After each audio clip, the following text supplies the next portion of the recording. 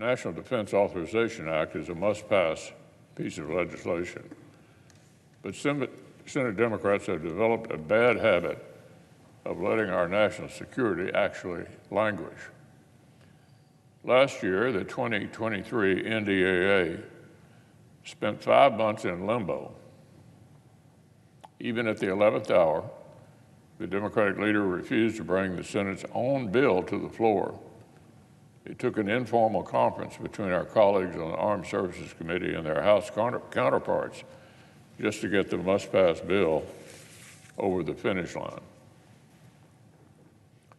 Our Democratic friends like to invoke America's competition with China whenever they are seeking to justify huge outlays of domestic spending. But they push the nuts and bolts of actually defending America to the back burner. Case in point, Chairman Reid just announced the Armed Services Committee will wait an entire extra month before beginning consideration of this year's NDAA.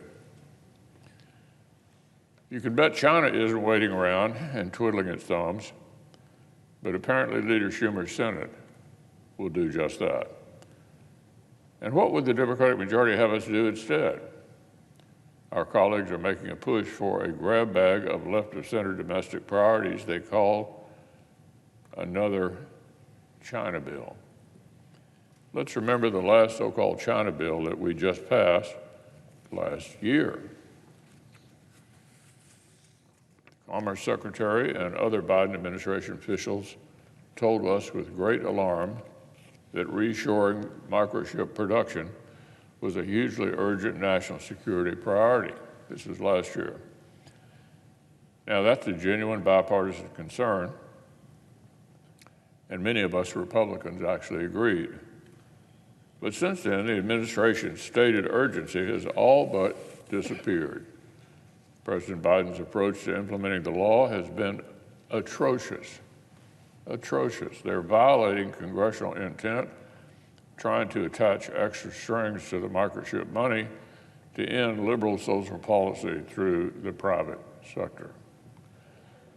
The Biden Commerce Department has tried to say that the semiconductor companies can't get grants unless they tilt their hiring to benefit big labor, unless they provide all kinds of free employment benefits to the satisfaction of Washington bureaucrats. You get the picture.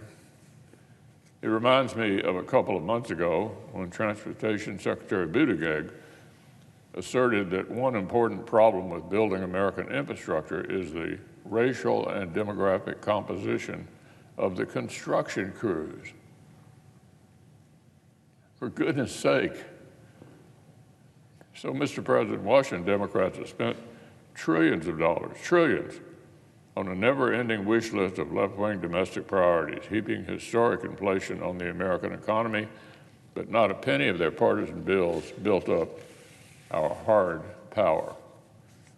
If our colleagues were truly serious about competing with China, first of all, they would prioritize the NDAA, not let it languish. And second, Democrats would join Republicans in pushing for the strong common sense policies that will actually help us build and make things. So let's prioritize real, robust permitting reform, the Capito-Barrasso bills. Let's greenlight domestic mining for our own critical minerals and reduce our dependence on Chinese supply chains. Let's unleash America's abundant domestic energy reserves.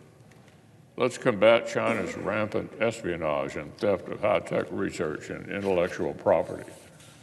If our Democratic colleagues really want us to outcompete China, then let's put first things first and stop using this issue as a Trojan horse for unrelated liberal demands.